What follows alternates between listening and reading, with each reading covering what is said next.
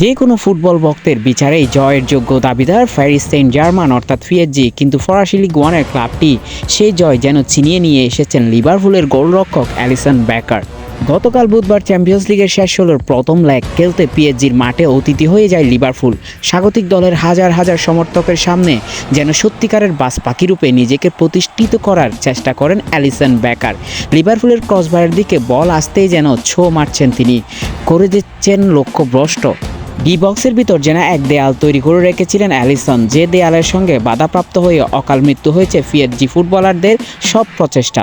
যেখানে নিজ দলের খেলোয়াড়রা বল পাচ্ছেন না, আক্রমণে যেতে পারছেন না, সেখানে তিনি একাই দলের ত্রাণকর্তা হয়ে এলেন। একে একে দেন 9টি সেভ, শেষ পর্যন্ত পিএসজিকে গোল বঞ্চিত রাখেন ব্রাজিলিয়ান এই তারকা। অ্যালিসনের বিরচিত পারফরম্যান্সের দিনে পিএসজির বিপক্ষে 1-0 গোলে জিতেছে লিভারপুল।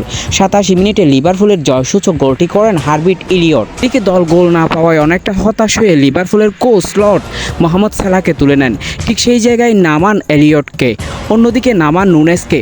87 মিনিটের মাথায় নুনেস নামার সাথে সাথেই বল বাড়িয়ে দেন এলিয়টের দিকে, আর এলিয়ট সেটিকে গোলে পরিণত করলে পিএসজির শত আশাকে ব্যর্থতায় রূপ দিয়ে অবশেষে জয়ের হাসি হাসের লিভারপুল।